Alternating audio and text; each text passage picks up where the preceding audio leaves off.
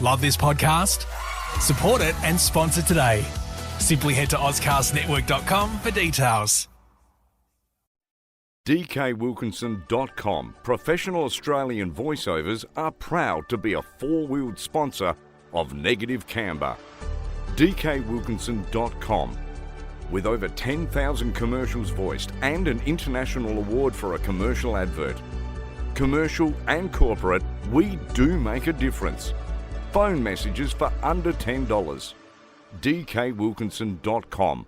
Your professional wordsmith. This podcast is proudly supported by Matt Hall from DR Kart South Australia, HandyPay, SA's leading personal lender, Patrizzi Course, and Tindo Solar, Australia's only solar panel manufacturer.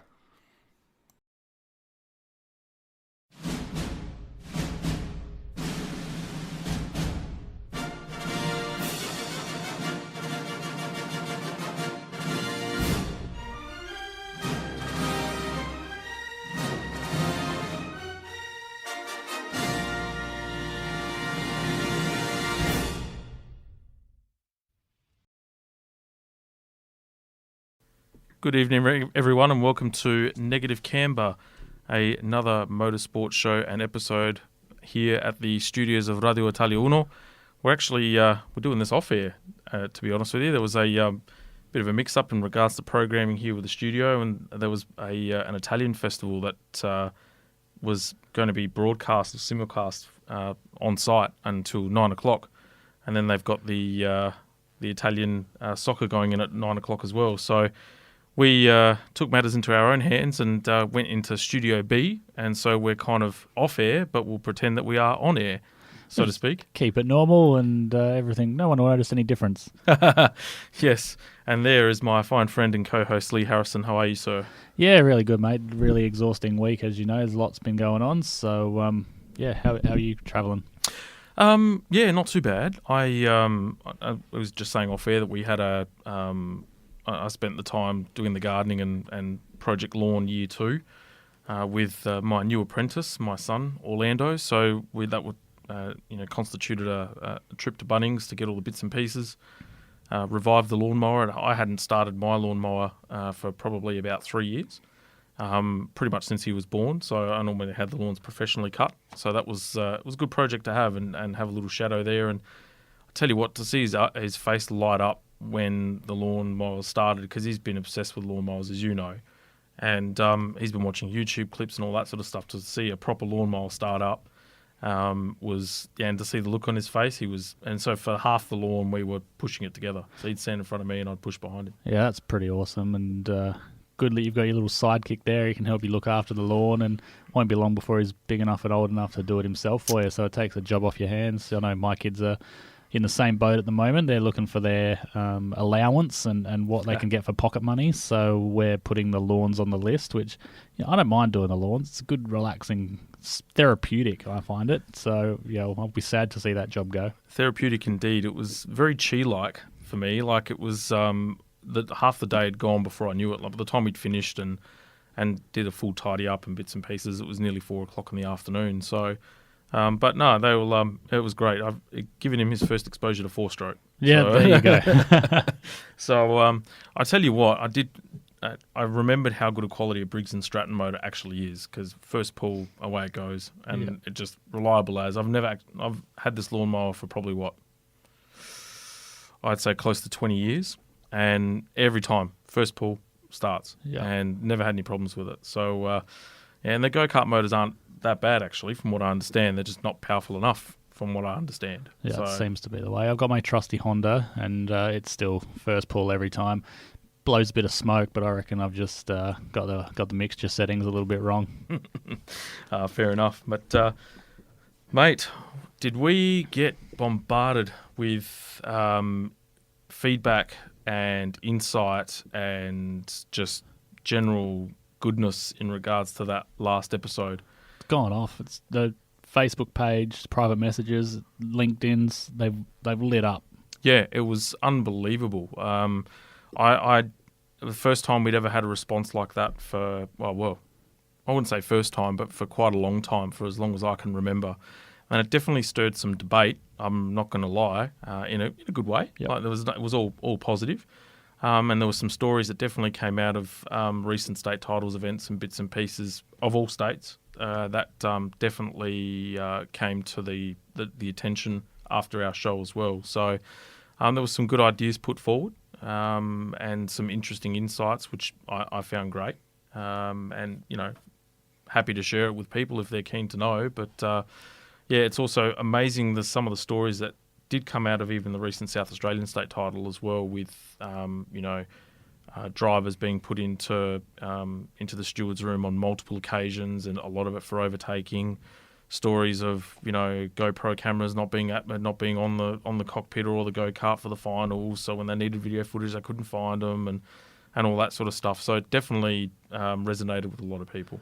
All the usual suspects at play, and at least the stewards are clamping down on things, and it needs to be done. Like we had the discussion last time on the radio that how to overtake and execute a clean manoeuvre, and good to see the stewards are looking at them all now. Yeah, absolutely. Like it's one of the stewards, Chris Rhodes, works at Tindo, and it was his first event in the heat of battle. And so some of the insight as to what the process is, how they go about going through a reporting mechanism, the steps involved. The short answer is that a lot of these problems would be executed far better and far quicker if they had more volunteers putting their hands up, becoming stewards. 100%, but it's a thankless job, and unfortunately everyone dislikes you. Well, I mean, 50% of the people in the room dislike you when you give a penalty down. I'm well aware of that myself in the role I do as the driving standards advisor for Circuit XLs. Someone's got to be the bad guy, unfortunately, and everyone thinks they've done nothing wrong. And the best part of being a steward is your job to tell them that they have done wrong, and then you upset a lot of people, and you get called a few names and all that sort of stuff. So you can understand why people don't necessarily want to give up their time to do that role or do those types of roles. They're thankless and they're long hours, and especially when you've got to give up time with your family on weekends and stuff. And unfortunately, not enough people recognise that sacrifice that a lot of those volunteers are making, and pretty harsh towards them. Yeah, absolutely. We also found out some of the idiosyncrasies in regards to the results for the weekend as well. So remember the Nicky Watson, Leigh Verrilli thing? Poor kid was outside the train tracks at the start of the race, like by a fair margin. Yep, there you go. So they noticed it right at the start of the race through the photographic evidence as they come through the line, or the video footage, one of the two. And, he got the penalty. So that was it. There was nothing else. Judge of fact as well. You can't even argue it. So, it's pretty... Unfortunately, it's one of those ones that's really clear, and if you are outside of the tram lines, you're outside of the tram lines. And your assessment on the road tax, our discussion that we had with the road taxi army, very interesting, because all the road tax drivers actually ended up finishing first, second and third for the final, which was really interesting. But Craig did get in contact with me, Craig Denton from TD, and we had a good chat about it, and he actually remarked that it was quite an interesting observation. But there are some subtle differences between things like rev range and that type of thing between the Army and the road tax as well, so there's about 1,000 to 1,500 RPM difference between the two motors in favour of the Army. But the Monado track does seem to want to favour the road tax a bit as well from a power band perspective as well, which is what you touched on too. Exactly, yeah. It's all about that power band and power valve. Like take to a tight, twisty track, sort of like Bolivar, and you'll find that the I-Army is going to be a little bit more prominent there. But a faster track, Monado, your Puckapunyals, that sort of stuff, that's where the Rotax sort of finds its own. So, I mean, it's good though to have two different types of motors that suit a different type of track. They're very close. There is, pretty well parity there, but definitely favours the Rotax up there at Monado. Yeah. Well, I mean, it's even in four-stroke. They attempted to do the same thing where they wanted to have a dual engine formula, and they still do. But it apparently, from what I've been told, that there is a performance disparity between the Briggs & Stratton, the LO206, and the Torini in favour of the Torini. Well, I'm getting, as we've touched on, I'm in the process of building a kart. So oh, it's just been revealed. There we go, ladies and gentlemen. I got it out of him. We may be able to do some back-to-backing for you and come back with some news sometime next year and let you know what's going on with that. All right, well, you half spilled the beans. You may as well. I know the story. You may as well put it out there now. Oh, just the reviving of the Sprint Master. Adam got onto it and he wanted one built, so spoke to Nick and said, "Hey, well, what do you reckon? Do you want to have a go?" And he's dead keen. So Nick wants to revive the Sprint Master brand. Yeah. So we're building a kart, and he's got one already for KA3 racing. Yep. And we're just sort of going to be each other's pit caddies. Yep. So we'll do some testing with the 4-stroke and see how it goes. And I'll be out there with him in the KA, and he'll do some testing for that. And yeah, hopefully we're going to have a pretty decent product. We're in the process of designing suits and sticker kits and everything like that. So yep. Not doing it half-heartedly, that's for sure. And I wouldn't expect you to do anything less, to be honest with you. Yeah, no, it's going to be pretty good. So I was on the phone with him on Friday, and we're already sort of trying to look at booking in test dates. So yeah, that should hopefully be good. We should be looking good next year. Adam has not stopped talking about this Sprint Master that Biscuits had set up, your old rig, pretty much since we did the Enduro. So yeah, to a point where he's actually decided that he was actually going to go out and get one built. Yeah, so, his is first cab off the rank, so he's getting one built that's going to be pretty well exactly the same as the one that he drove at the Enduro, and then Nick and myself are building 2 other chassis that are going to be slightly different, so we can do some testing and see what sort of chassis works the best. Yeah, so I look forward to these battles. This is going to be great. Are you going to be in the heavy class as well? Or? Yeah, I'll probably race a bit of everything. I'll probably race mediums, heavies, if I can get my act together and shave off a few kilos. I might even have a go in lights and just float yourself out there. Yeah, exactly. Why Yeah. not? I mean, at good. the Enduro, we were pretty well on pace with most of the light guys anyway. So if I can shave off 5 or so kilos, we'll probably be looking pretty good in lights as well. So yeah, I'll have a bit of a play in everything. And you're at the track anyway, so why not have a race? Yeah, exactly right. So, but I'm going to miss you as my engineer. I can still do both. That's fine. That's true. Well, the good thing about 4-stroke is there's not much involved unless you get involved in stuff. So, yeah. And the best thing for you is, your engineer's going to be on track, so you can just jump on the back and get a tow in qualifying, and you'll be sorted, mate. You just got to follow me around. I've got a few more kilos to shed before I can sit in your toe, mate. But we're getting there. Give you a bump draft. Yeah, that's cool. I'll take that. Yeah. I'll be happy with that. We've got a massive show lined up for everyone. We are going to cover V8 Supercars, the revival of the season. Resumption. The revival, because it's been, 3 or 4 months since they raced? 3.5 months, yeah. Yeah. And so we will be having our special guest, Mr. Todd Hazelwood, on very shortly, actually. We'll cross over to him in his home in Queensland and have a good sit-down and conversation with him. And yes, we're also going to be covering the Formula One as well. We'll do a comprehensive review of the Turkish Grand Prix, which didn't fail to disappoint, I might add. So if our trend continues, I expect the US Grand Prix to be one of those firecrackers as well. Well, we're set up for a good start. I mean, Max and Lewis sharing the front row, that big wide open turn into turn 1. Perez there in 3rd place as well. I've set my alarm already, so 5:15, the buzzer's going to go off, and I haven't quite worked out whether I'm going to get out of bed to watch it, but my laptop is stored right next to bed, so I can just chuck the earphones in and watch it in bed, or it's 5 o'clock anyway. I'll get up and put a coffee on and maybe make some bacon and eggs and sit on the couch and have an early breakfast. Oh, mate, I'll make my way down to your house. But come on over. The kids aren't home this weekend, so we come on, a couple of spare beds. You'll be right. You'll have a quiet night's sleep. It'll be sweet as. Shay going to be heavy breathing about Toto again, mate, or what? I can't stop her, so she's already committed to getting up early with me. So to watch Toto. Yeah, exactly. Not to watch races, to watch Toto. That's what I said. Are you going to watch the racing? She said, no, I'm just going to watch Toto. And I was like, well, I'll cross to his live feed for her, put like a webcam up in the garage. She had a good chuckle about that. I emailed her during the week saying, look, I hope you don't mind. And she said you're a creeper. It's not the first.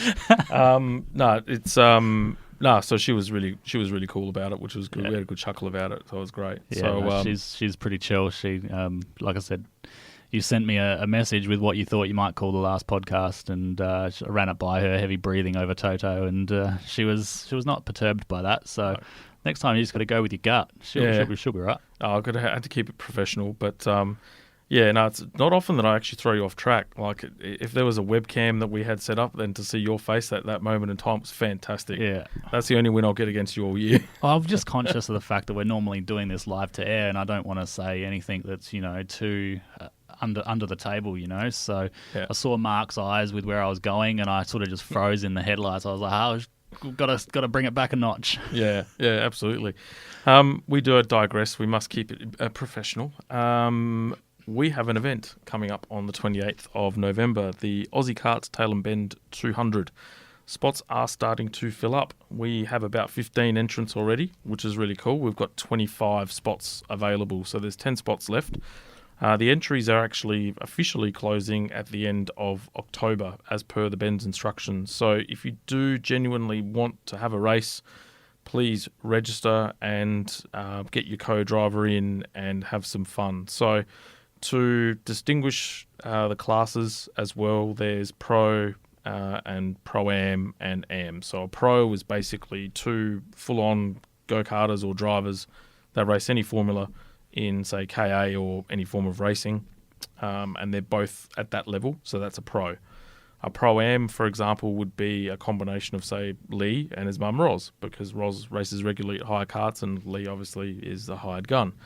And then your Am or your amateurs are those that just purely race hire kart casually or haven't actually raced before. So there'll be trophies for the winners of the Pro, the Pro-Am and the Am, and there'll be a little trophy for the fastest lap as well as pole position as well. So everybody gets a chance to win. So you'll be acknowledged for the overall win, but there'll be classes instead, which is something that's going to be a little bit different. So you've made sure you've spelt my name correctly with the trophy printers, right? So that Yeah, all my trophies have my name just to annoy you, I made sure I put one R and double S. And there. double E on the end of Leigh. Yeah, exactly. Yeah, exactly. Yeah. So, put a double M with it on there as well. So Harry Son. So, all right. But no, it's going to be a sprint. I wouldn't say a sprint qualifying. It'll be a shootout qualifying lap. So every driver gets to do a hot lap. So it'll be an out lap, the hot lap, and then an in lap, and then the race will start at 11 o'clock sharp. So in total, it's going to be about 250 kilometres worth of racing between the shootout lap and all that sort of stuff.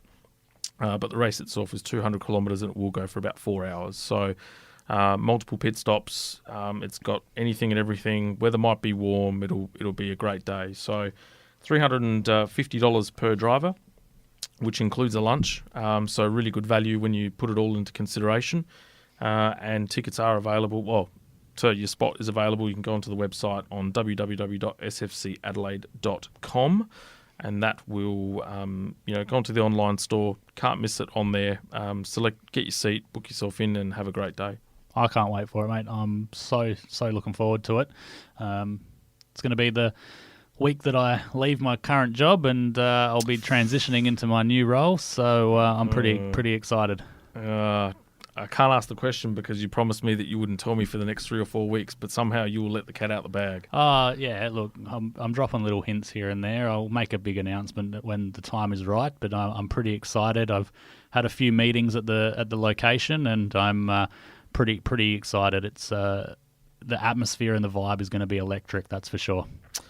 Okay. Yep, I'm with you. I gotcha. I know where you're at. So, but no, it sounds like it's going to be a great opportunity regardless, and that you're happy, which is really, really good. Absolutely. Speaking of opportunities, before I forget, we had a fantastic response from the Society of Automotive Engineers. They were really, really happy with the encouragement and also the response that they got in regards to that webinar as well, which is really cool. There is another opportunity that is coming up. I will find that shortly. So there is a webinar that they've got. You get an opportunity to meet Kyle Forster from JKF Aero. So meet the former Mercedes Formula One aerodynamicist Kyle Forster, PhD, Director and Lead Aerodynamicist for JKF Aero. So Kyle's an aerodynamicist with the Mercedes-Benz Formula One team for 3 years. So he was on the back-to-back World Championship years. And he hosts, mind you, they've won every championship. So pretty much, I think it was the first 3. So he hosts an enthusiastically followed YouTube channel, which is called Kyle's Engineers, and consults and shares his many years of experience designing race cars, designed, built and raced his own buggy in the New South Wales Off-Road Racing Championships as well. So the Cowies might be interested in something like that. Next month, Kyle joins SAE to share his journey from Australia to the most successful F1 team in the world. He will then provide an analysis and a comparison of aerodynamics of single-seaters, cars and touring cars. So it's comprising aerodynamic components, rules and regulations, constraining performance, and how components are tested. So Kyle's highlights that, he highlights that aerodynamics and clever suspension are the keys to improved performance. Hint, hint to those that study F1. This is an awesome opportunity for people to learn from a knowledgeable industry legend, someone that's at the top of the sport, which proves that you do have a career pathway going through the Society of Automotive Engineers. So the date for the event is on Wednesday, the 10th of November. It's from 5:30 to 7:30 Australian Eastern Standard Time, and that'll actually be an online event via Zoom on their webinars as well. So SAE members for $50 and non-members are $70. If you're a student, it's $30 as well. So you can jump on to get tickets on www.saea.com.au. Cool. Sounds like an awesome opportunity. All right. So we are... Oh, you were waiting for me to jump in there. I thought that was the end, and you were doing a strategic pause to... We've got no commercials, mate. Yeah, I thought you were doing a strategic pause to break cleanly to put in some own commercials or something like that. You left my balls hanging in the air, mate. The rest of me's fallen into the ocean. Yeah, look, sorry. I'm pretty excited about that chat there with Kyle. I've been watching his YouTube videos for a little while, so yeah, it'll be interesting to hear straight from the horse's mouth. I'm going to be getting my ticket, that's for sure. You know what, man? We're rusty without the commercials. We've become so reliant. We are so reliant on them. Yep. It's shit. Yeah. No, in all seriousness, we will be off to a short break very quickly. We'll come back with Todd on the line, and we'll start talking about supercars. Welcome back, everyone. And with us now, this man needs no introduction, but I'm going to introduce him anyway. He's 2017 Dunlop Series 2 champion, 2016 Supercars Privateers Cup champion, 2014 Mike Cable Young Gun Award winner, 2013 Shannon Supercars Showdown winner, multiple sprint and dirt kart state champion, and currently sitting 13th in the V8 Supercar standings, none other than the most capped person in negative camper history, Mr. Todd Hazelwood. TH, how are you, mate? I'm very good, thank you. Thanks for having me back on the podcast once again. It's great to catch up with you both once again. Mate, it's our honour. It is our honour. How are you, mate? What's been happening since we last spoke to you 5 months ago? Well, look, to be honest, it's crazy to think it's been so long since we last spoke, but honestly, there hasn't been a lot of supercars racing going on in between. So it's like all of us, COVID's affected us in different weird and wonderful ways. And yeah, I've been living remotely now up here in Bundaberg for over 20 weeks now, away from home from Melbourne, and just obviously trying to avoid all the lockdowns and all the madness going on in the world. So look, life's pretty good up here. I've been very fortunate to be able to stay with my partner's parents up here and continue to do the things that I love while there's no supercars action taking place at the moment. Yeah, it was good because I remember when you were over at my house and we did the pod last time that you hadn't seen Alice for a little bit, your partner, and we were both sort of flabbergasted at how much of a challenge that would have been.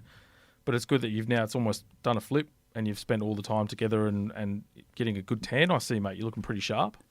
Yeah, thank you. Yeah, I've certainly been enjoying the Queensland sun while everyone else is winter, so I try not to rub that in too much. But yeah, look, it's been really good. Yeah, as I said, over the last sort of 18 months, it's really tried everyone out, and from my point of view, life's just been all over the place. So I feel like I've got a home in 3 different states at the moment. It's very bizarre times, but it's great to see that the whole country is getting on board with everything moving forward, and hopefully by the time we hit Christmas, things will start to reopen and we can potentially get into the new year with more of a normal life moving forward, and we can start planning a normal life and most importantly, go back racing. And, we've got Sydney coming up this coming weekend, and cannot wait to get back behind the wheel of a supercar. It's been far too long.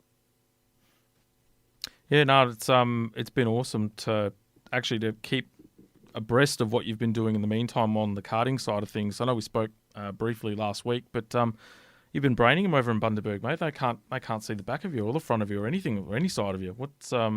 What's your secret of success down there? Well, look, to be honest, I've had some pretty good competition. I still haven't managed to win the final yet, which is a bit of a not a laughing point, but probably just highlights how strong the competition is. The guys up here, they've got multiple state champions that I'm racing up against, and from my point of view, it's perfect because the whole reason why I wanted to get back into karting, not so much just because of the break, but just because there's not much racing going on in between supercars. Having those big 2-week breaks in between events, just desperately looking for another avenue to try and keep my eyes sharp and mind sharp and trying to keep going racing. And it's been fantastic. Really, as I said, really strong competition. The racecraft in karting is awesome. So you always lead changes all the time and battling for position, managing your setup heat after heat. It's everything that I personally want. And more importantly, I actually get to go racing and enjoy it once again. And I feel like that's something that's been missing in my lifestyle probably in the last sort of 5 or 6 years in the Supercars program. It's so intense. It's so commercialized. There's so many other elements than just going racing. And it does eventually suck the fun out of it. So to actually, be up here now while we're in a weird and wonderful times, it's been good to, just go to the racetrack and enjoy it, be amongst good people. But as I said, still doing some serious racing. And, like anyone, once you put the helmet on, you still want to win. You still get intense. So, from my point of view, I've really enjoyed it. And I can't wait to keep doing more of it as the year, as we go into the next half of the year. Obviously, we've got a lot of Supercars action planned for the next 6 weeks, but after that I'll be trying to keep racing as much as I can because I've just honestly enjoyed it so much. We'll touch on the V8 Supercars side of things shortly because I haven't seen anything like the silly season in the middle of a season that we had in the last sort of 2 or 3 months, and I've written a page of all the changes which we'll cover off shortly. But I wanted to talk a little bit more about the karting side of it because of obviously the following that we've got here in Adelaide in regards to the show. But it's funny that I was listening to a V8 Sleuth podcast the other week with James Moffat, and he was actually saying how, at the V8 Supercar land, especially in his last season with Gary Rogers, the fun had been sucked out of it. And he obviously went back into TCR, which was more sort of grassroots, if you want to call it grassroots, but it's not. And actually found the love and the enjoyment of racing again when everything was kind of stripped back and kept simple. And obviously the great man Ayrton Senna shares his same view at the very, very last portion of the Senna movie about how go-karting was simple and it was politic-free. So it clearly resonates with, that sort of, that how can I put it, that cloud that's, the big game, the V8 Supercars versus more grassroots stuff. Oh, you hit the nail on the head, Jamie. And the thing I really like about it too is that you feel a lot more in control of the overall result in a karting. From my point of view, I've got the go-kart here with me. I prep it during the week after hours once I've done my work, and you get that. You get so many different levels of satisfaction when you do get a result in the kart, I find, because it is just you and the go-kart. You might have someone helping you on the side and things like that, but at the end of the day, you only get what you put into it, and that really hits you hard in karting. Whereas in the top end of town, you can work your backside off day in, day out, and you could still be no better than 20th for the next 6 events of the year. And sometimes it just doesn't make sense, but you're just up against teams with bigger budgets and so forth, which is all part of the challenge. Don't get me wrong.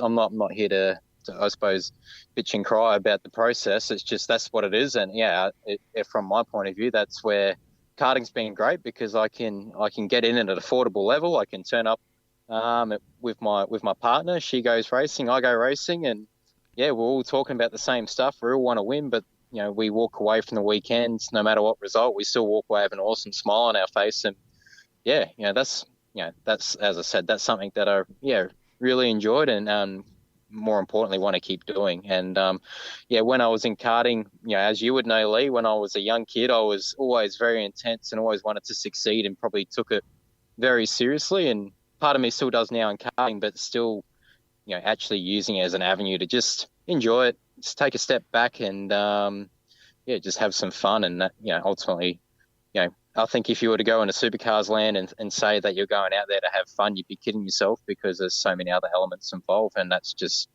I suppose that's the difference between professional motorsport and grassroots. That's I suppose the two differences.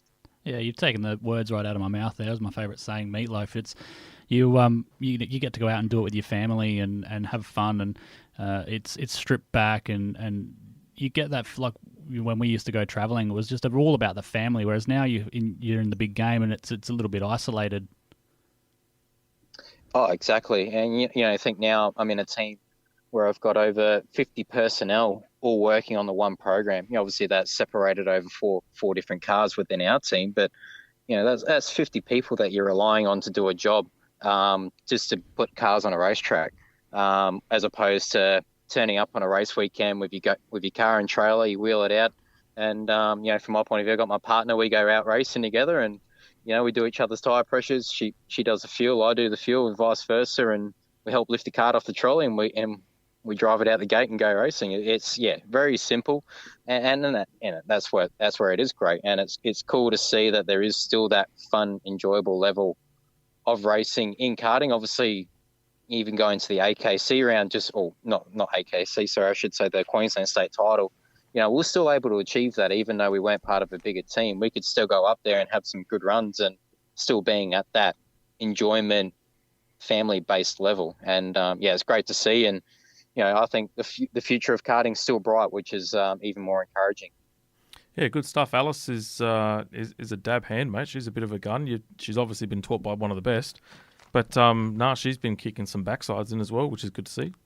Yeah, it's been really cool. She's been kicking some serious goals. She won the 4SS Queensland State Championship up here recently. So yeah, she was putting the pressure on herself, putting the hours in, practicing at the track, and she's come a long way in a short amount of time. She's only been racing for a couple of years, so it's been really cool to see her evolve. And like anything I do, naturally comes along. I get pretty passionate, involved, and want to try and help her succeed along the way. So I'm trying to help her out wherever I can as well. And yeah, it's been really fun. I've really enjoyed it. And we actually went out to a dirt track for the first time for Alice last night. We went out to Speedway.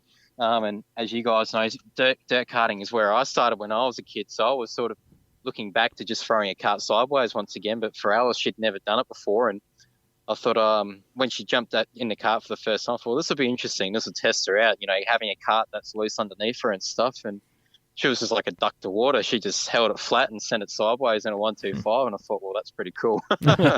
So it was a pretty proud boyfriend moment, I reckon. You know what? I reckon she'd beat Biscuits in a game of one-on-one on the dirt. That would be my call. We'll have to put that to the test, won't we? I'm going to challenge Biscuits on that one. He'll hear this podcast. He'll know. I'd guarantee you he'll be on the messenger to me the next day, and he'll probably give me about a 6 dot point list like he did with the previous episode as well. He's quick to offer up his card as well. So maybe next time you're in Adelaide with Alice, we'll try and coincide it with a dirt kart meeting at YP or Adelaide or something. Maybe take you back to Strath and get Alice in the dirt kart on a closed circuit. Yeah, I like it. Yeah, it sounds good. Lock it in.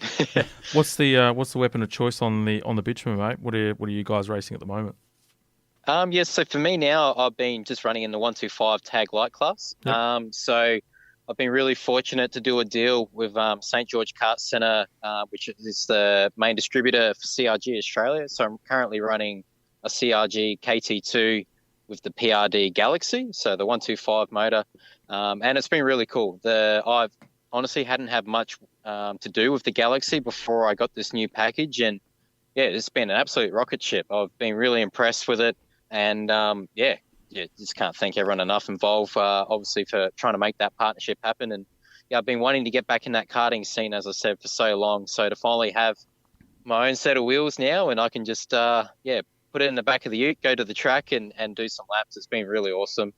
And as you saw last night, I ran in a BRK dirt kart, which is the Fusion chassis, which they call it. And I haven't driven a dirt kart since 2007. So it's been a long time between drinks for that one. And yeah, hopefully I can do that all again as well. Well, I said this morning, the last time you drove a dirt kart, we went from racing at Nuriuppa the night before. I think it was a Mother's Day weekend, and poor old Shaz didn't get to enjoy it too much because we got home from Barossa and loaded the dirt kart into the back of the trailer and straight out there Sunday morning on Mother's Day. So it was good to see that none of the shine wore off of yourself as well. Yeah, I do remember that meeting well because I was disappointed I didn't win my last dirt kart meet. So there you go. Are we going to throw Shaz? we're gonna throw Shaz under the bus for this podcast as well, are we? Because she was still wincing the last one. No, she was all good. I think we still got a trophy. I think we finished second. We won Barossa and still finished second. So in the dirt. we did. Oh, best Mother's Day present. Yeah, you could good give memories. Her. Best Mother's Day present you could give her, considering you skipped. Exactly. Very lucky. My mate next door to me here went on record to say that he's actually making a comeback with Nick Caravis as well. So look out. I've heard. I'm excited to see what those boys can do. I remember. I'm not watching with keen interest when him. I was a kid with those boys racing. So I'm sure whatever they're up to behind the scenes, it's going to be pretty cool and pretty epic. Yeah. And I can't wait. So it'll be good. You're going to be our first guest driver, and I'm hoping that you go back to Bundy with a bit of a rave about him, and Bundy Karts puts one in their showroom. That could certainly be achieved, Leigh. No problem at all. Now, we'll go on to V8 Supercars, and I suppose what we'll do is we'll sort of backtrack and talk a little bit about Townsville, which seemed like a lifetime ago, and that was back in July, if my memory serves me correctly, June, July, something like that. A long time ago, I know that much. Too long ago. And even then, the calendar was sort of turned inside out because of lockdowns and border restrictions and all that sort of stuff as well. So I wanted to touch on your results, because when we last spoke, it was just before the bend, and the season had been very, very yo-yo-ish, and then the bend didn't get any easier. And mate, kudos to you, because I made it. We shared a post on our social media of when Chad Nailon came into the pits after qualifying. No one else in the team wanted to speak to the media, and you were the one that fronted and just owned it, man. And it was kudos to you, because there was other drivers in that pit lane that would have just walked away and said, "Nah, I don't want to deal with it." But you took the bull by the horns, and that kind of turned your weekend around a little bit in terms of speed, anyway. Yeah, look, you've always, doesn't matter how bad your day's going, someone's always there with a camera trying to get the worst words out of your mouth. So it's amazing how this world works. But you always got to put a brave face on no matter what, and always remember that there's always people watching at home. So how you emotionally feel and what you may want to say is probably not the best thing to say or do. Look, it's always part of the show, I guess. That's one of the unique challenges in our sport. If you're having a bad day, the fans still want a signature and they still want a photo and they still want to see you smiling. So, you always got to, remove yourself from the frustration and just get on with the job. The more you keep dwelling and getting frustrated on something that's just happened, the slower you're moving forward. So I guess so. As you said, this year has been probably not to my standard. I'd say in the nicest way possible.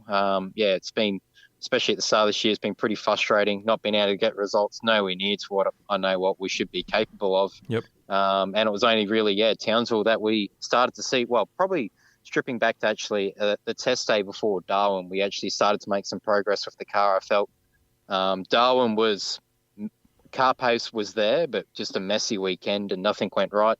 And then to finally put it all together at Townsville. And that was obviously that was the last time we were in the car, but also probably the first time this year that I felt like personally that we've fired a shot consistently fast over. Fortunately, we had 2 weekends of racing where we could back it up and show that was no fluke. And to put the car on the track, be competitive and keep improving the car, and have a few highlights there of being strong in the shootout, fighting for a podium in the last race that we've done so far this season. So hopefully we can continue that form on into the last half of the year. We've still got 5 rounds left, so it's going to be action-packed. Sydney's always going to be, I potentially believe that Sydney should be a good round for us. So we're very fortunate that we're doing the next 4 events there, and we'd love to finish the season off on a high at Bathurst like everyone does. Absolutely. I think you've sort of probably been a bit harsh on yourself there. You've had plenty of car pace in most of the practice sessions, and your race pace has been, up there with the best guys in the field, inside the top 5 or 6 mostly. It's just that one part of the weekend that's really let you down is turning on that one lap pace, and fortunately you got a hold of that, it seemed, in Townsville. Are you confident that that's going to continue into Sydney? I hope so. Look, the hardest thing with a supercar and the way the tyre works is that it's very unique to certain conditions and certain track, how abrasive the circuit is, for instance. And I think potentially that is why Townsville is really good for us, because the circuit there is very abrasive, very coarse. And Sydney is very similar to that. And ironically, they're 2 rounds that we've always gone well with at BJR. So trying to draw the parallels together and understand why we get a certain amount of success at one track compared to another.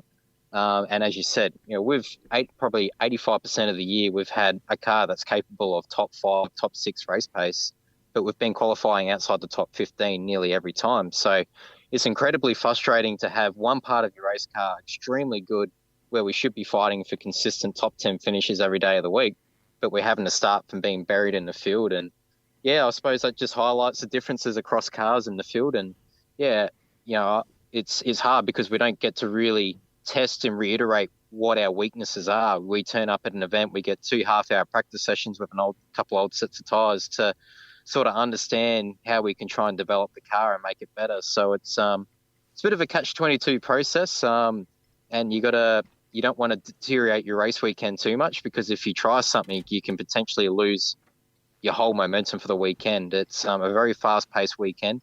Although it's spread over 3 days, there's not many times to test the car and test componentry. So yeah, it's one of those unique things in the sport. And as I said, I think we should be going to Sydney, with a fair level of confidence. And what we replicated last year, we'd love to improve on that. And if we can do that, we'll certainly be in the hunt. Yeah, absolutely. I wanted to touch on a little bit about what you'd said in regards to the nature of the weekend and how it pans out in regards to practice sessions, etc. I'm only asking this question purely for listeners that may not necessarily be aware of the process involved. So you roll the car out the truck on Friday. You've obviously got a base setup that they've extracted from data. You go out in session 1, probably on old rubber. What are the things that you guys are looking for in terms of your program from the Friday to leading up to qualifying on, say, the Friday afternoon or Saturday, depending on the weekend? Yeah, for sure. And probably taking it a couple steps further back from that is that there's a lot of work that goes in behind the scenes from the engineering point of view before a race weekend. So my race engineer, Tony, he'll essentially have the 2 weeks between racing. He's essentially working on a race setup for the next event. So that's a combination of previously racing there in the year before, and then a combination of new development parts that we've been working on over the year and trying to migrate the two together. So they've got some pretty cool software to try and develop the car over a computer per se, with the data that they've got in the data channels, and putting that all together. And then obviously speaking with the driver, understanding what the key areas of focus are, and trying to really hone in on those key aspects to try and make a fast race car before we even go to the track. So there's a lot of homework and a lot of groundwork put in place. And then when we get to the event, we've already got preconceived ideas of what setup changes we want to try. We've already got a minute, or essentially second by second run sheet of how many laps we'll do for each run. We know what our in laps and out laps, how much that will take in time for each change. Depending on what change we do, will sort of determine how much time we'll have in a session. So although we've got a half-hour practice session, you think driving around for half an hour would be way too long. But by the time you drive out of the pits and you bring the car up to temperature, you do a couple of laps, you come in, you make a 5-minute change, you go back out again on another old set of tyres, validate that change, that's another 5 minutes. So before you know it, you've already lost 15 minutes in your session. You've only made 2 changes. And obviously there's a unique thing of a supercar. You can change 100 things and find 1/10. Or you could change one thing and lose 3/10. So it's a very fine line of adjustment to get the cars within its window. And when you've only got 2 half-hour practice sessions, it's a very demanding challenge, and that's why there's a lot of homework that goes in behind the scenes. It's as I said, it's one of the unique things of our sport. To get it right is incredibly tough. And then obviously you're trying to work out, do I try and make the race car good, and you work on a race car setup. But ultimately, if you don't qualify well, you're going to have a pretty sore race as well. So you got to try and do a little bit of both during the session, understand what your one lap run on a new tyre will be like, to try and give you some data and to validate what your plan should be before qualifying. It's a very demanding challenge, and that's why the guys are at their best, deserve to be there, because they put in the hard yards and do the work, and ultimately they reap the rewards because of that. Yeah, mate, I think you would more than hold your own if given the circumstances and on level playing field, and that's for sure, and you prove that with Townsville, no doubt about it. let's cover the 4 weeks that are leading into the big one, and then we can talk a little bit about Bathurst as well. So next week starts 4 straight events at Sydney Motorsport Park. So you've got the Bunnings Trade Sydney Super Night, which is basically 3 heats of about an hour's duration. Then you've got the Sydney Super Night, which is again same race format, and then the Sydney Super Sprint, which is again same race format. And then you've got the Borough Repairs Sydney Super Night, which is 2 250k races the week leading before the big Bathurst Super Weekend. So from what I've read and what I understand is that the track layout is pretty much going to be the same. I think it's the International. They're not doing the Brabham. But there'll be some minor tweaks in regards to tyres and that sort of thing. So fair to say you guys will you'll be able to drive blind or in tonight without lights with the amount of laps you guys will be doing at SMP come the Super Night 250. Yeah, 100% right. If we haven't got a setup right in the 4 weeks, we're got to have a long hard look at ourselves. I reckon. I think everyone will be sick of the joint by the 4 weeks we're there. Yeah. But no, it should be cool. Ultimately, it's just we're super thankful that we can actually just go back racing. As everyone's been faced with so many challenges. Half the country's been stuck in lockdown for it feels like more than a year now. It feels like forever. So, just. To put in the context of how lucky we are to be in this position where we can do some racing in which was such a COVID-prone state. I think it's quite an achievement to think that they've been able to turn it around and obviously have a COVID-safe plan to make sure that we're all safe as a Supercars family and we can continue on and do our jobs. So, we're just honestly looking forward to it. I think what we saw last year when we returned to racing at Sydney, the races was epic. Lots of strategy involved, different tyre strategies, and we're going to see a lot of that again. And that's just probably not a lot different to what we've done this year with the Super Sprint races. It's just because the the Sydney Motorsport Park circuit is so unique. It's so abrasive on tyres, and obviously the way that the Dunlop tyre is designed to degrade at such a rapid rate, it really does put a lot of emphasis on sort of what I was highlighting before. Do you put emphasis on a qualifying car, which might be quick over one lap? But at Sydney, you really need a car that's strong over a race because after your first flying lap, the tyres have already lost about 1.5 seconds worth of performance from lap 1 to lap 2. It's a massive drop-off, and that continues on as the race goes on. Literally feels like you're driving a car in a wet by the end of the race because the tyres are just fatiguing so hard. They're way over pressure. They're way hot, and you're just sliding around. It's the weirdest feeling. I think, as you said, 250Ks at the final event there.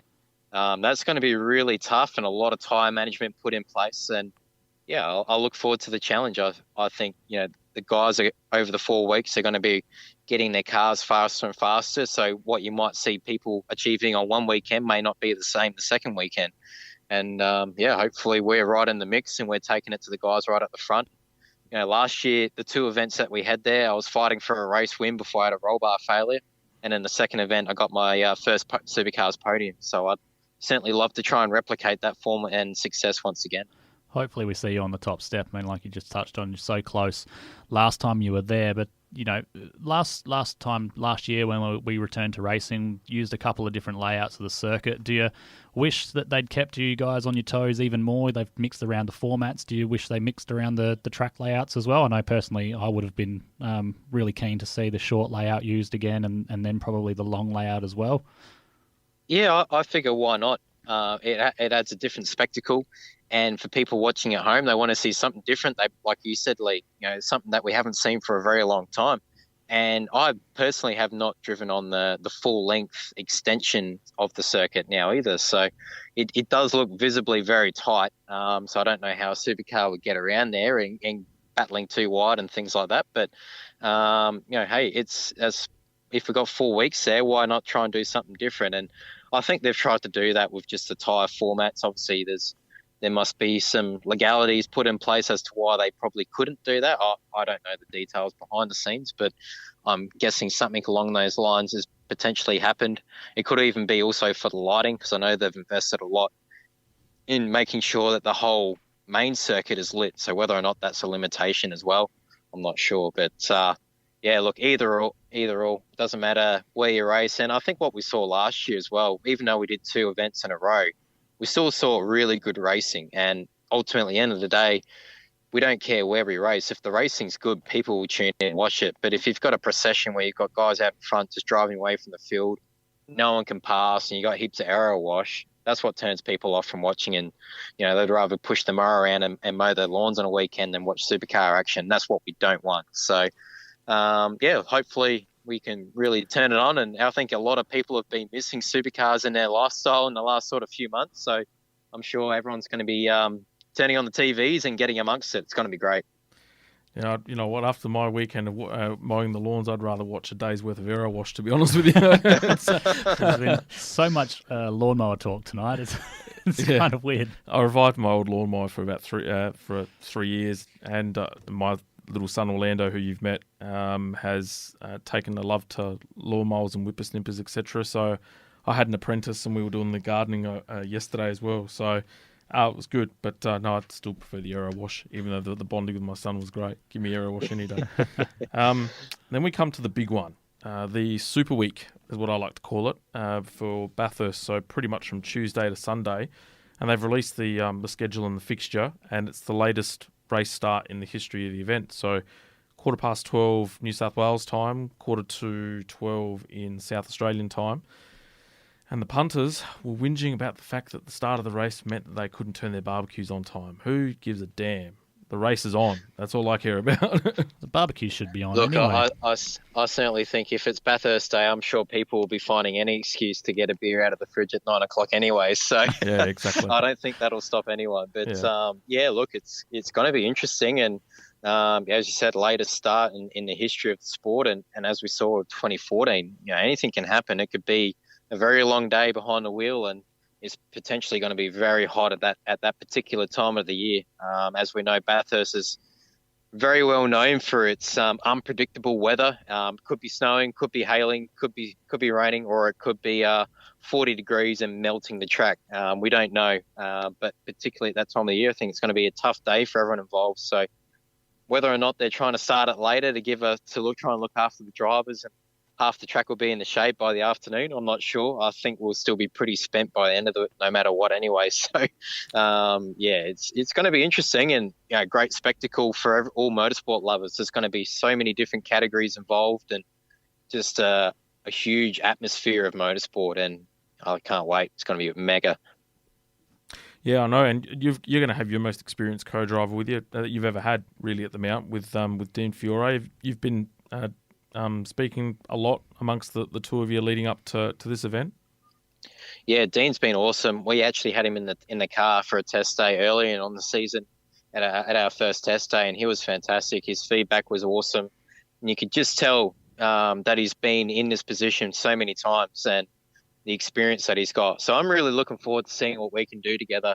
Obviously, he finished 5th with Scott Pye last year and did great things at Bathurst, and that was a really big push for me this year, was to ensure that I was working with someone that has done it before and understood their role and really having a red hot crack. I've had a pretty tough run at Bathurst the last sort of 4 years. I probably got one of the worst stats of not finishing Bathurst on the lead lap since 2017. So I'm desperate for a good result and a good run, and they'll, as I said, put a lot of emphasis on making sure that I had everything prepared and ready, no matter what, that we went into the weekend with a good chance of having a good result. So bring it on. Dean's been awesome to work with. I hadn't had much to do with Dean leading up into all of this, but certainly understood what he was capable of. And then once I started working with him, he's just a ripper guy. He's got a great personality and fits in well with the team. So, looking forward to seeing what we can do together at the great race. And you got to be in it to win it. And we'll be certainly trying to buy ourselves a ticket for lap 130 and then pushing like hell towards the end and see what we can achieve. That's our goal. Yeah, that place is mystical. I've actually been reading up on some of the old Bathurst races. I ripped out at the beginning of the year my old great race books. So I'm up to 1995 at the moment. I'm reliving that epic. And they've coincided with the release of the race in full on DVD recently through the Magic Moments of Motorsport, much to my wife's displeasure. I added to the library. But mate, for our listeners that have probably been familiar with the track, Forgive me if I'm wrong. I think you have done a top 10 shootout lap, haven't you? Have you made the top 10? I haven't. You haven't? Okay. No. Yeah. Come agonising close in 2019. That's right. And that was it. No. Yeah. Describe a lap of the place for those that may be familiar with it on TV, but the TV doesn't do the track any justice whatsoever in terms of pitch and elevation. You're 100%. And it's funny, you grow up as a kid, I'd never been to Bathurst either, and watched the great races like a religion every every time of the year that was on. You'd almost block the week out and watch it. And I always found it interesting, how much the drivers went on, how unique this place is, and how much of a challenge it was compared to all the other tracks. And you think, well, why is that? Obviously, it looks spectacular and it is different, but it is, when you go to different tracks, you sort of treat it the same. But when I went there for the first time myself and walked around the circuit and just absolutely blew my mind it really resonated with me. Okay, this place is something different. This absolutely. Is cool, and just off the scale of how different it is to any other circuit that we get the enjoyment to race on. And that's even comparing it to, say, street circuits of Adelaide 500 or Newcastle, and circuits that are pretty wild compared to, say, a normal road course circuit. But when you go to Bathurst, man, it is something different. And to drop, I've been very lucky to say I've driven a supercar around Bathurst. It was sort of the childhood dream growing up, and to do that and to do it a few years in a row now is unbelievable. But I always think back to the first time I was there in the Dunlop Super 2 days, and I was sort of built up gently, and I thought I did a pretty respectable lap, and I was like 5 seconds off the pace. I'm like, man, how do I find 5 seconds? But it's amazing, the commitment you need to flow the car across the top of the mountain, and even coming down for that instance. There's so much technique, so much commitment to, really not put the car in the line, but you got to be comfortable being uncomfortable around there. And it's one of those tracks where you don't just find half a tenth here or there. You'll find half a second if you really roll the sleeves up and have a go. And when you do a big lap around Bathurst, it's certainly the heart rate's just going through the roof. And luckily they've got long straights, because it's sort of, you get across the top of the mountain and down the hill and you get the forest elbow and you're like, all right, I can breathe now. And then you pull top gear and you're like, oh no, then the heart rate start going a million miles an hour because you're swinging into the chase and the car's trying to do a big 4-wheel slide on you. And you're doing 100 meters a second. It's a really cool feeling. And as I said, look, I feel really lucky to say I've been one of those guys that can put my hand up and say, hey, I've done it. Because until you do it, it's really hard to describe into words what it's like. And it's even interesting comparing, the first time I actually went to Bathurst was in a Formula 3 car, and across the top you're almost flat, and it's a very different style of commitment to what you need in a supercar, where you're dancing on the throttle, you're trying to avoid using any brake across the top, and the car's just, it's like if you're doing 100, 110 on a freeway, and you just imagine a big hump in the road, and the car gets light, and all your guts goes up into your mouth. That's what it sort of feels like going across the top. And you're doing that lap after lap. It's a really cool feeling in a supercar, and it when you actually look at the data and you go, oh my God, are we actually going that fast? Yeah, right. You actually put in perspective of, you don't want to get it wrong because it hurts. And unfortunately, I've also tasted a bit of that as well. When you hit those walls, they're not nice. They don't move. Yeah, absolutely. It puts into perspective just how heroic the veterans were, and those guys from, say, the 70s, the 80s, even the early to mid 90s, before technology and the car really started to advance. The circuit itself hasn't changed outside of modern safety features and bits and pieces. So, I mean, you can't imagine coming down. Well, back then it was a straight line from the Exeter Forest Elbow down into Murray's at the end of Conrod Straight, and you've got drums at the rear, and then you've got discs at the front. And after about 3 laps, you've got nothing. So it's and those guys are just doing it for 161 laps or 500 mile back in the early days as well. So it's just flabbergasting when you're there. It's just epic. Exactly. And I suppose one of the, being a motorsport fanatic as a kid and growing up, just, I suppose, dissecting the sport in general. And when you go to Bathurst, it's one of those places where you sort of feel the history. You look around and you almost feel like you can see the witness marks from a certain accident or an event or a key pivotal moment in a race, and you sort of feel that when you walk around the track or even driving around. You feel that history and that the pressure of just how intense and how important this race is to, I suppose, in particular to the motorsport industry, but just sport in general here in our country. It's something, it's really powerful, and I haven't really had that feeling anywhere else in all the things that I've been fortunate to do. It's one of those places, every time you go there, you feel that and you get that emotion and butterflies in your belly. It's really cool, and that's what we live for, I guess. Yeah, I concur, mate. I remember the last time I went to Bathurst for the 1000 was 2007. So it was, I remember we caught a shuttle from the airport, and it took us. We had like a package, and it took us all the way to the circuit. And as you look up and you see the mount, and you've got Mount Panorama in white, and the hairs on my arm just stood up, and I was like, wow. Yeah, this is awesome. And we got to walk across the top during the weekend. You could see one of the practice sessions and the cars were just going at it. And my previous visit to Bathurst was in '98 for the Super Touring race. And I didn't quite get a chance to go across the top and then down into Forest Elbow, but in '07 I did. And wow, it was, you're right. I remember just every corner, every incident that would happen, and, the pitch and the elevation and the fall it was awesome. And when at the end of the day, when those cars cross the line at the end of 161, doesn't matter. Like, for those that know and that have been to the track, you're cheering on your driver, you're cheering on your team, or you're commiserating with yourself and throwing down a frothy or two in pain because your driver had retired. But you stand back and you applaud, because it's like, that was just, the effort that goes into it, but also the fact that these drivers survived it was awesome. And it often gets understated, I think. Oh, 100%. And that's what makes it the great race. And that's why everyone wants to win it, because it means so much to everyone. It doesn't matter if you're the driver, the mechanics, the engineers. It's the one race that we all talk about every year. It's the one race that we come up with ideas saying, oh, that'll work at Bathurst, that'll help here, or that'll help there. We always say that's going to help us at Bathurst. It's the one race that we always talk about, no matter where we are in the country, no matter what race meeting we're at. So, look, it's like anyone, you'd love to. You sort of dream of that moment, standing on the podium or holding the Peter Brock Trophy. That's certainly what I live to try and achieve in my lifetime. I'll call myself very extremely lucky to achieve that.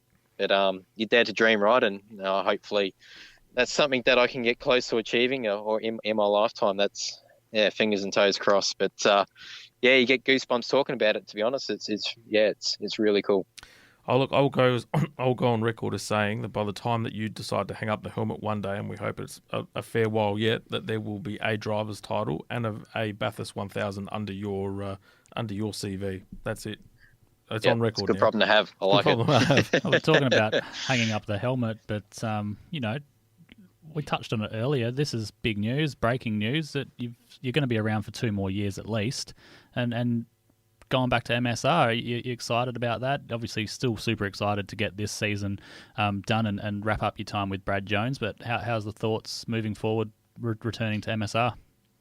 Yeah, look, really excited to be, firstly, to have it announced that I'll be returning to Matt Stone Racing for, next year and the following season. Good stability moving forward. Obviously, I know the team internally very well with the people that I worked with in my time there, but honestly, the team is expanding at a rapid rate. I probably won't recognise the team walking in there at the start of next year with everything that they've done in the last 24 months since I've been absent, and also what they're investing in for the future. So, really excited about the capability as the team's concerned. Moving into the Gen 3 era as well, I feel like, the team at MSR is going to be fantastically positioned. We've got some really smart key people in place to really continue to drive the team forward. And that was one of my big pushes to be a part of it, because I could see the potential and wanted to be a part of it, and looking forward to seeing what we can achieve. But in my lengthy discussions that I've had with the team so far, everything's looking really promising. They look forward to working with me again, and we both sort of agree between Matt and I that there's a level of unfinished business between us that we want to achieve. I'd love to try and get Matt Stone Racing's first podium and race win as a team, considering I was sort of part of that program that helped get into the main Supercars Championship. So, yeah, looking forward to it. And as I said, they've got some really cool things in the pipeline. That's all set to be released in the coming months. And I can't wait to be a part of it. But obviously, I've still got a job to do with the team at BJR for the remainder of the year. Had to make the phone call to majority of the workshop individually during a week and sort of explaining my reasons for moving on. And it's never a nice thing to do, but really fortunate. I've had some amazing people to work with at the team at BJR, and certainly going to miss some of those guys, but at the same time excited for the future, and just can't wait for next season. It's going to be great. Just expanding on that, mate. So can you explain to us as much as you can the events that led up to the Matt Stone signing? Because I'm excited for two reasons. One, you're coming back home. We talked about that. Two, tongue in cheek, I've kept my MSR merch, so I get to recycle them again, which is fantastic. And I hope to God you keep the number 35 as well, so that'd be cool. But when did you start to get an indication? Right, I need to switch here, or what were the events surrounding it? Look, Matt and I spoke a few times. Matt and I had a pretty good relationship. Obviously, in our time working together, I used to live with him and his wife for a long period of time as well. So Matt and I get along, I feel like at a pretty good mateship level. And, we sort of reached out to each other at different times during this period of, obviously since Townsville, we've been in conversation and discussions. And the more we spoke, the more sense it made for me to make this come to life. So, at the end of the day, it was a no-brainer for me to make the switch. And I think between both parties, we're both genuinely excited to see what we can achieve together. As I said, they've been working hard since I've been absent from the team. They've gone from 1 to 2 cars. They've certainly stepped up the capability both on and off track, which is exciting to see. And just can't wait to be part of it. I guess there's lots of things that go on behind the scenes, and Matt was one of the first guys to ask what my plans were for next year, and that was really it, I guess. I like to think that we were a big part of your decision to go back to Matt Stone too, because I don't know if you saw, but last time we were here doing the radio show, we were just wrapping up our negotiations with you to get you back on board, and Jamie brought in his old MSR Todd Hazelwood jumper, and he was also wearing jacket, and he also was wearing his Todd Hazelwood new merchandise. So we put a little bit of a teaser pick up saying, can you guess who our next guest is? And then a week and a half later, you're announcing you've gone back to MSR. So I like to think that we willed that into existence for you. Oh, 100%. The world's aligned when you uploaded the photo. I reckon that has to be it. Mate, when we found it, when the whole announcement came through and we were doing the radio show / podcast this week, I gave you... Psychologically, I gave you the biggest hug. I thought, God bless you. That's fantastic. One of the first drivers to be interviewed with a driver change. But I wanted to touch on very quickly on the silly season. We'll go back to Matt in a sec. I haven't seen anything as silly like this before. And I've written a list of all the changes that have happened. So, and feel free to put your input in it too, mate, when you can. So I'll start with the recent news. Matt Cauchi. 10-year vet of Red Bull. David Cauchi, sorry. Yeah, Matt, who am I getting Matt Cauchi from? God, no. Christ, the lawns.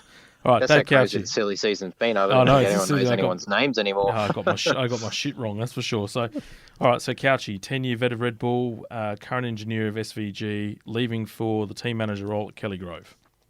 Big news. James Courtney secures multi-year deal at Tickford Racing. Jack LeBrock then leaves Tickford. Alex Premer dropped for the Bathurst 1000 due to restrictions and ongoing battles there with travel and that sort of thing. Replaced by Tickford, the Tickford Junior program in Zach Best, partnering Jack LeBrock. So then we had your teammate Nick Percat, initially confirmed at BJR and then decides to leave the team at the end of the season. So that was a shock as well. I didn't see that coming, but still hasn't announced where he's going. But I don't think you need to be a Rhodes Scholar to figure out now which seat that is. Andre Halpgartner leaves Kelly Grove and is going back to BJR.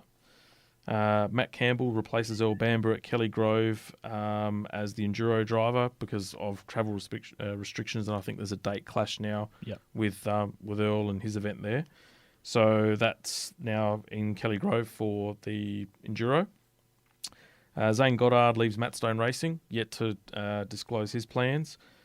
Jake Kostecki leaves Matt Stone Racing and goes to Tickford. Mate, you know what? You scared them. They didn't want to be your teammate because they knew they'd get flogged, right? As soon as they've all announced it and cleared out, so you're gone. Cam Waters yet to re-sign, but all but confirmed at Tickford. Brock Feeney announced as a replacement to Wing Cup at Triple Eight, and then Bryce Fullwood is set to leave Walkinshaw Andretti United, or rumoured to be, as well. Man, did I miss anything? And I think you might need a bigger notepad, because I think the next phase of the silly seasons is only just starting to warm up as well. So, yeah, I think there's still a lot to play out yet, which is a crazy prospect, right? It's been an interesting time. It's funny. I sort of sat down to myself early on in the year with the COVID interruptions and things like that. I thought, maybe, I kind of said to myself, I thought, maybe this year won't be a silly season because people will just try and get through the year, so not so much write it off, but just try and get through it and then sort of hit the reset button again, go into Gen 3 with, potentially, if Gen 3 was going to be going into next year, try and keep the same lineup, have that continuity in place. So I sort of thought to myself there wouldn't be much change at all. And yeah, I've certainly got that part wrong because, man, I feel like every time I turn on my computer and get an email, I've got a different update coming from Supercars saying someone's moved in the zoo and gone elsewhere. And so I suppose it means well to be part of that. So add me to the list and do it as well. So it's been very interesting. And as I said, every time you pick up the phone to someone in the industry, there's a new rumor and a new chance of a change and things like that. It's pretty crazy. Like I said, I don't think it's about to stop either. I think we're no, exactly. We're just hitting the sort of the warm spot in this silly season, and I think over the next 4 weeks, especially leading into the end of the season at Bathurst, and then even maybe again at Bathurst, there's plenty more announcements to come. No seats are definitely set in stone at some of the other teams as well. So lots to play out before we finish the season. Mate, definitely. I'm still kicking myself at Dave Couchy, Matt Couchy. Christ. And your fan club are going to listen to this podcast and think I'm the biggest dill, but that's all good. I already think that. Prick. But yeah, so, mate, that's awesome. I think a really, really good opportunity, mate. Back with Triple Eight equipment as well, and I believe that are they going to be refurbished, or they've currently been refurbished to current specification? Look, I believe so. Yeah, that's all sort of sorted internally with the finer details of the partnership. I probably shouldn't be able to release that to you, unfortunately. No, that's all right. But look, obviously to probably highlight the where we're heading and what we've done in the past. Obviously the last year I was with the team in 2019, we shared that Triple Eight partnership, and although it was probably one of Triple Eight's most lean seasons in the sport, we still were able to get some really solid results, and at some points actually outperform the major team of Triple Eight themselves. So going back in there a second time, where I think Triple Eight are a lot better positioned as a team within the sport. Once again, obviously they've been somewhat almost dominant this year. So to go back into a Triple Eight platform next year, I think it's a great opportunity for me personally to have that link with such a big team, and knowing that there's a lot more growth within our own organisation at Matt Stone Racing since I was there last. So, look, the world's our oyster at the moment. We just we're trying to do everything we can behind the scenes to hit the ground running at the start of next season to make sure it's a really positive step forward and continue to achieve the goals that we're setting out to achieve. Yeah, no, that's fair enough. So, mate, it's we can't wait. I think the next sort of 4 or 5 weeks of motorsport's just going to be fantastic between that and also the Formula One, and that's starting to hit its peak period as well. It's going to be crazy, literally around every week, 3 and sometimes double as well. It's going to be great. Yep, exactly. Yeah. Awesome. Yeah.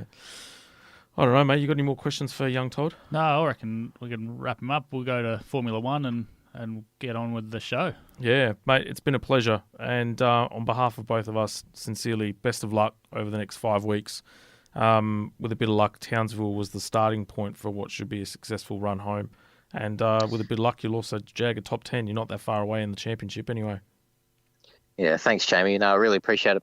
And thanks, Leigh, to you too. It's great to be part of the podcast once again. It's always a pleasure talking with you guys. And Yeah, look, as you said, my goal is to finish inside the top 10 of the championship this year. We're 13th and knocking on the door. There's not many points between, I think from 6th to about 7th in the championship. Still a lot of races to go yet with 5 rounds, as you said. Bathurst being the big one with 300 points up for grabs. So, yeah, keep those fingers and toes crossed for me, guys, for the remainder of the year. It's going to be a big couple of months to finish out the season, and I hope you guys and all for the listeners as well all get to enjoy watching Supercars back on TV or even at the track once again. It's going to be epic. Yeah. We're wishing you the best of luck, Todd, to you and to the family and to Alice as well in all the karting events as well that she's got left for the rest of the year. But fingers crossed for you, mate, and thanks again for joining us. Appreciate you sharing your thoughts with us. No problem. Anytime, guys. Always a pleasure, and look forward to chatting again soon. All right, mate. See you soon. Cheers. How good was that? Young Todd. So good. Like you said, most capped. He's been with us twice now, so he's setting the bar high for future guests as well. I still can't get over just how good a kid. I can't even call him a kid. He's a grown man now. He's a grown man now, but you did hit the nail on the head, and I wanted to butt in, but you had it going. He's always been that way inclined, never lets the frustrations of the day get him down. He always is focusing ahead, never one to, he has his 5 seconds of looking behind and what can we do to improve. But, after that, it's, eyes forward. Doesn't worry about what happened last weekend or the weekend before and let it get him down. It's eyes forward and let's focus on the next result. So, yeah. Yeah. I think on track it would have been an absolute travesty if he wasn't on the grid. And off track, there should be other drivers that would learn a thing or two from him as well. So, right. Got to move into the Turkish Grand Prix. Mate, it wasn't a turkey of a race, that's for sure. It was fantastic. All right, so we're going organic with no YouTube clips or anything of that nature of this event, so we're just going to rattle it off. But, all right, top 10. Valtteri Bottas first, Max Verstappen second, Sergio Perez third, Charles Leclerc fourth, Lewis Hamilton fifth, Pierre Gasly 6th, Lando Norris 7th, my boy Carlos Sainz in 8th, Lance Stroll 9th, and Esteban Ocon in 10th. So, mate, where do I start? I've got so many notes here. I don't know where to actually start from. I was a bit perplexed about writing about the Turkish Grand Prix because I didn't really know what to write about. Because on face value, it wasn't really that much of an entertaining Grand Prix. Like, it really had the potential there. Persisting showers, could it dry up, and then it would have been an even better race. But when I went back through and watched some highlights and the news and was reading, I was like, there is so much that happened in this race. But we are a Ferrari sort of based podcast, and a lot of our people, when we are on air, are Italian. So science, 8th after starting last. What a comeback, what a climb in those mixed conditions. Obviously, he took advantage of the new hybrid system in their power unit and used it to full effect. Yeah, Matteo Binotto came out shortly after the race and pretty much said that the new spec hybrid system was key to the Ferrari gains, in particular in Russia, but also in Turkey as well. So not only in pure internal combustion engine power, but it's also been their energy recovery unit that they've modified as well. So because the power units are actually going to be set to be frozen from 2022 onwards up until 2025 before they go to the new regulations for fuel and stuff. Ferrari had been really keen to actually take some risks and do their development work on track as well. Yep. So basically their view was that the introduction of the engine in Russia for Leclerc and then obviously for Carlos in Turkey was what has aided in that performance. But he drove like a demon. Absolutely. Class act. Only driver on the grid that's had 9 consecutive points finishes as well. Yeah. I keep telling you, drives with his brain. The man well, I mean, he did cop some flack because he did rub wheels with Vettel when he passed him. So there was a little bit of flack. So, you've got to be not so one-sided. Can't say the sun shines out of his butt because he did make a mistake. He should have listened to you before the race and learnt art of overtaking. Yeah, he did. He clipped too much of the inside curb and it actually spat the car out wide. And Seb was a gentleman as usual. Well, that's page 55 of the excuse book of a racing driver. I hit the inside curb. When anyone would think I raced, well, it's true, you hit the inside curb. But no, he drove like a demon. He was absolutely sensational. And really, Leclerc as well was unlucky not to jag a podium as well. And I think stood on his own end, really. He Yeah. had that podium sealed up. I reckon he probably would have finished second, but throwing it off the track twice at the same corner doesn't really help that. Yep. The key part of the race for me was really, it was always going to be how far was Lewis Hamilton going to get to compared to Max. All right. So that whole race was centered around Lewis and what he was going to do. And it reminded me so much of last year's race where he pretty much stuck it out on the intermediate on that track. But what the teams, obviously the actual track itself was water blasted before the teams came, and what the track lacked in last year, which was grip, had this year as well, and it actually brought the pleasure and the enjoyment of that Turkish track back to the drivers. Well, but So- I think what Formula One and the drivers need to remember is that it's not a sport for them. It's a sport for us, the fans, and without the fans, they're not going to make any money. Yep. For me personally, I don't care whether the track's as slippery as ice when you're driving around it on slicks. It's the same for everybody. And in all honesty, had that not been a wet race, it would have been procession, because it was back to being high speed, super high grip, and fun for the drivers to drive around because they could just be on rails again. But you compare that with what it was last year, there was action. Yeah. And anyway, so that's my thoughts. But what it was doing with the intermediate was that it was actually playing around with the engineers. So Mercedes were doing simulations where Hamilton was up to about second or third when he eventually got past Perez in the stop exchange, and where Hamilton was insisting that he was actually going to stay out on track. What had actually happened was because of the teams were actually looking at the tyre data up in Mercedes in particular, where the rear tyre temperatures would actually start to drop, and if they dropped, then all of a sudden they'd have no grip and they'd start to grain up. So it looked like at one point that there was going to be that Lewis was actually going to be okay, and then there started to have that dry line appear a little bit. And with Turkey, there was only ever one line on that track for the whole event, given the nature of the track, and so it got to a point where he was losing 4 seconds a lap, and so he had to pit in. Yeah. So the only one brave enough to actually sort of go through the whole race was Esteban Ocon, and even then he was lucky. Yeah, and you saw how quickly he dropped as well, which is why Mercedes sort of, bit the bullet and overruled Hamilton, which they needed to do. Otherwise, he wouldn't have finished where he did. Yeah. The Toto, Shay's favourite, came out and said the ideal time to pit was 12 laps before they did pit, which was when they were asking him to pit. So had he listened to the team initially and tried not to settle that out on the one set of intermediates or slipped intermediates by the end of it, he probably would have finished a little bit higher as well. Like he might have actually finished third, yeah. And that's what the team were sort of in that conundrum where they trusted his instinct, and the times and their deltas were actually suggesting that he was actually going to be okay. But then as soon as the grip and the temperatures on those tyres started to drop, then all of a sudden it just changed completely. So he would have Mercedes actually felt that had he stuck it out, he would have finished probably about 8th, and that gap to Max, which is now 6 points. That would have been even bigger again. It would have been over 10 again. And, exactly right. It looks like a whole different championship. But what I think was interesting was Bottas was faultless. He put in a drive when he needed to help Mercedes. And you wonder where it's been hiding. He's been not having the best time of it this year. But when he needed to, he stood up and pulled one out of the bag. So it was good timing for him. And unfortunately for Red Bull, Perez did the same thing, but it just coincided with a race where Bottas smashed it as well, and the gap in the manufacturers' championship hasn't changed too much. Yeah, no, you're right. It's almost as if the decision of some security for him has just done wonders with his headspace. Yeah, and he's a different driver.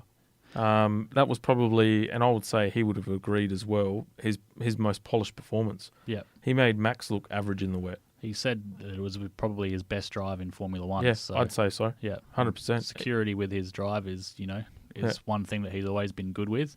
Not that he's got that in spades at the moment, because there's a little bit of uncertainty around who owns Alfa Romeo at the moment, but more on that maybe in another podcast. Yeah, next show. But no, he looked like a man possessed. And it's, you know what, it's probably what Mercedes have been expecting from Valtteri since 2019. Had he driven like that in 2019, and in early parts of this year as well, he probably would still have a drive. Probably. And George Russell probably would be sitting in Williams or in an Alpha. Still fighting, trying to get it in. Yeah, exactly right. So it's funny how that that has all changed for him. But it was good to see, no doubt about it. All right, what else have we done here? Seb's tyre gamble. He was pretty adamant that he wanted slicks, and I don't see where that call came from, and especially a set of, harder slicks, like there's the soft slick. Maybe that would have been doable, but yeah, to pit for the slick was mind-boggling.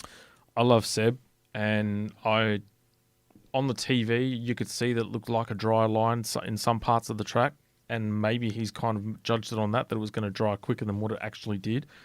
You know what? He was out of the top 10 anyway. Or maybe he was on the fringes of. He was in the top 10. Oh, he was in the top 10? He was scoring points, yeah. Yeah, I don't know. I mean, do you point the finger at his engineer who would have seen the data and try to stop him, or do you let the driver make the change because of that fuel thing? Otmar Safnauer, the team principal, said that Sebastian was, they asked him if he wanted to pit for intermediates, and he said, no, I want a slick, let's go with slick, and they wanted to put him on the soft, and he said, no, let's go on the mediums. So yep. It was his decision as the driver. The team gave him an option, but it all happened so quickly, and you could see as soon as he drove out of the pit lane, it was, man, that looked like so much fun. He looked like he was having a hard time trying to keep it on the track, but at the same time, I reckon if you asked him how much fun was that, he would go, yeah, it was pretty fun. Pretty fun, yeah. Off record, he said pretty fun. Yeah. But on the record, he would be like Shaitzer. Yeah. But look, I applaud him. I applaud him for the bravery. Because, if the track had actually dried out, he would have looked like a hero. Absolutely. And someone would have had to have made the call. There's not a team in that pit lane that wouldn't have actually just considered it, thinking, do we? They would have been keen as mustard to see what times he was doing. Yeah. Right, and then they would have all shot in. So, yeah, Red Bull were also making comment after the race about the horsepower that gains that they perceived Mercedes to have done. They were saying that nearly 20 kilometres per hour faster in a straight line. So there's certainly looks like there's been some work done on the Mercedes front on the engine. Red Bull unofficially launched a protest against all the non-Mercedes teams, like to the Mercedes teams. But it was pretty much knocked back on the head. And Mercedes have come out and said, look, they haven't done an upgrade on the car since Silverstone because they're so focused on 2022.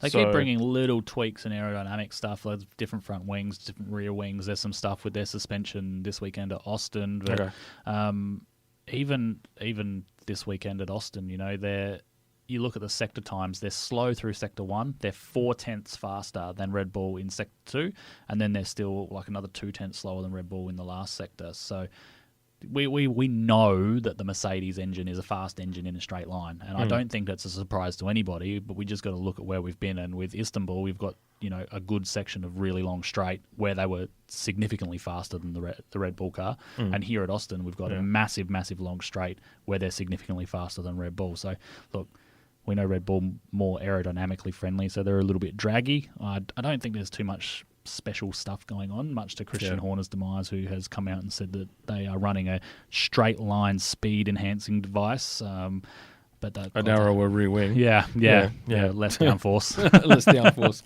exactly. Winners and losers, we'll get straight into it. Valtteri Bottas winner. Pretty much Turkey showed why Mercedes had to think long and hard about retaining Bottas.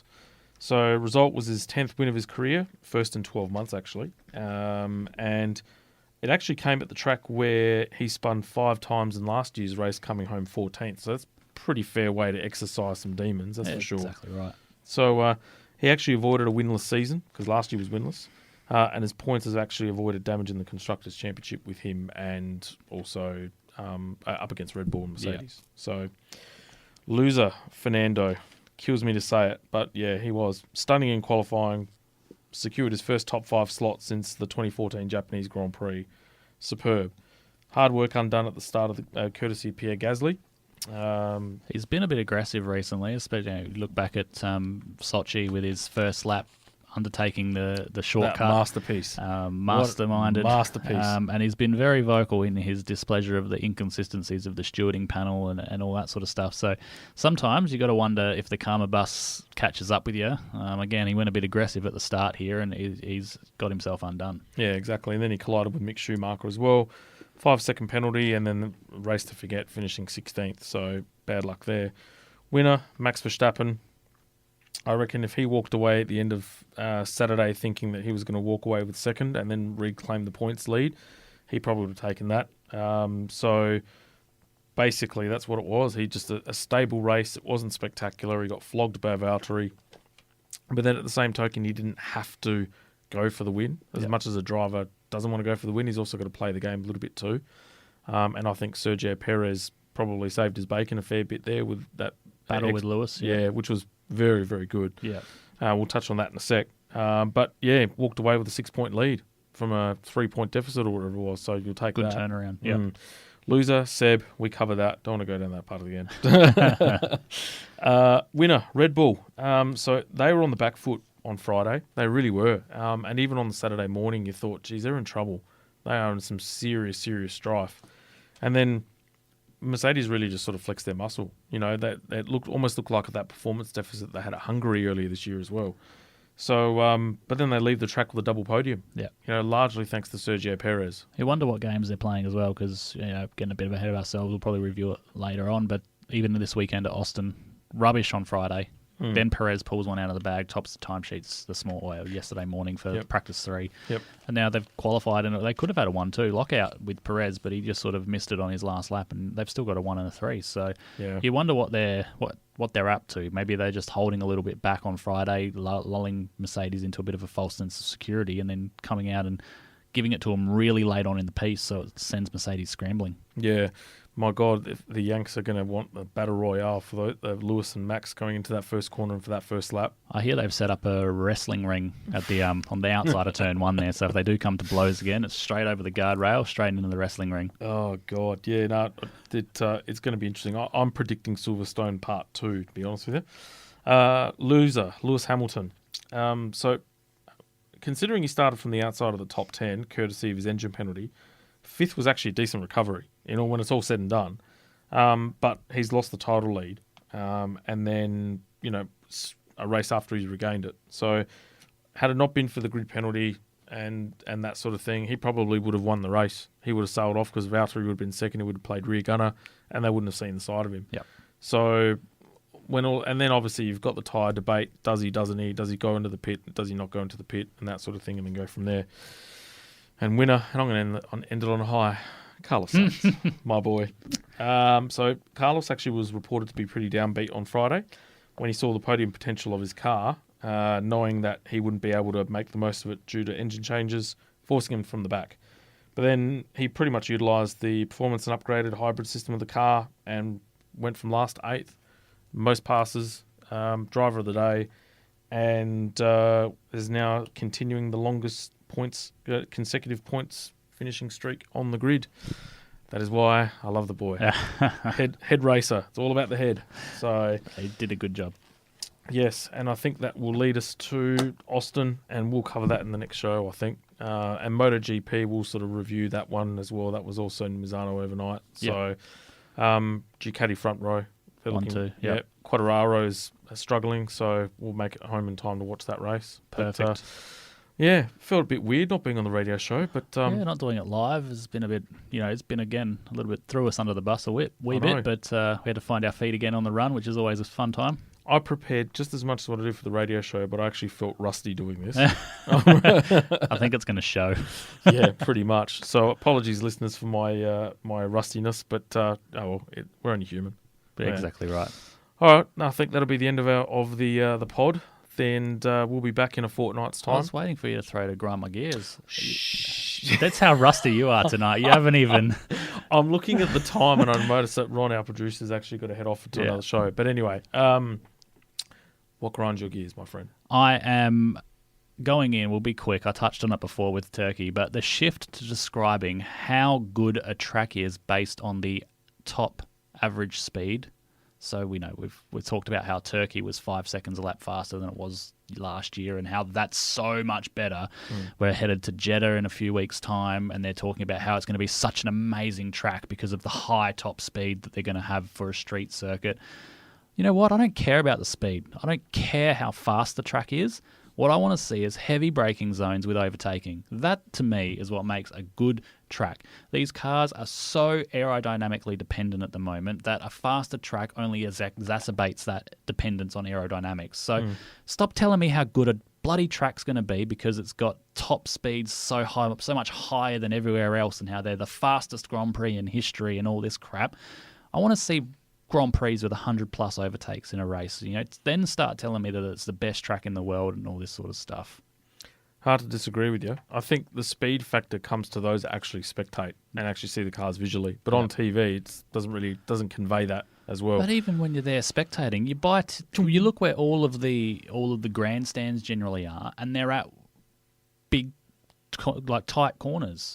They're not through the fast part of the straight. If you want to see speed, go and sit at the middle of the straight. But the grandstands are at corners, so more action is more overtaking. It's not how fast a car can go through a corner. You want to see someone overtake, and it's harsh to say, but you want to see them muck up an overtaking maneuver and have a crash and all that sort of stuff. And when it's so one line because you can't even make an overtaking maneuver, don't tell me the track's good. Yeah. Look, you know what? I can't disagree with you at all. I think that's going to be the big key for next year's regulations is the overtaking component of it. They have to get it right. Absolutely. Because, I think the cars have been designed with too much DRS and focus that, DRS will get us through the proverbial in terms of overtake. But it's very rare that you see hard braking, under brakes, a genuine proper overtake these days. In fact, I probably can't remember the last one that was. No. Without DRS assistance. Without having to go back through and watch the highlights of every race, I can't think of them. So yeah it's a struggle. It's grinding my gears. Yeah. You know what grinds my gears? My performance tonight. You got some work to do, brother. Oh man, I tell you what. You come in here, you haven't shaved. You're looking like you've come in off the street. Yeah, I know. And normally I'm looking like your performance has suffered otherwise. It's all right. Considering I've given us 20 odd episodes of brilliance, I'm allowed one faux pas. See, I'm mediocre every night, so it's you don't set the bar too high. You don't have too much to lose. You see. You know what it was? I came into the studio. We went under pressure being live. It was a casual mindset, but no, we're okay. I'm sure all the listeners were entertained. It's all about Todd. Another tonight. Funny one, so that's all good. Yeah, exactly. It was all about Todd tonight. It wasn't about us. Exactly. So, all right. On that now. I'm done now. You are done now? We can officially end the show. Right, I know cool. We've got other places to go. You're in a rush to get home to watch the MotoGP. Oh, that's all Ron's got a massive interview that he's lining up and some editing to do, so we can all call it quits here and get on the road, Jack. Yep, exactly. So on that note, ladies and gents, good night, and hopefully, we should be back in a couple of weeks in the studio on Radio Italia 187.6 FM. We hope you enjoy the podcast all the same. Love this podcast? Support it and sponsor today. Simply head to AuscastNetwork.com for details.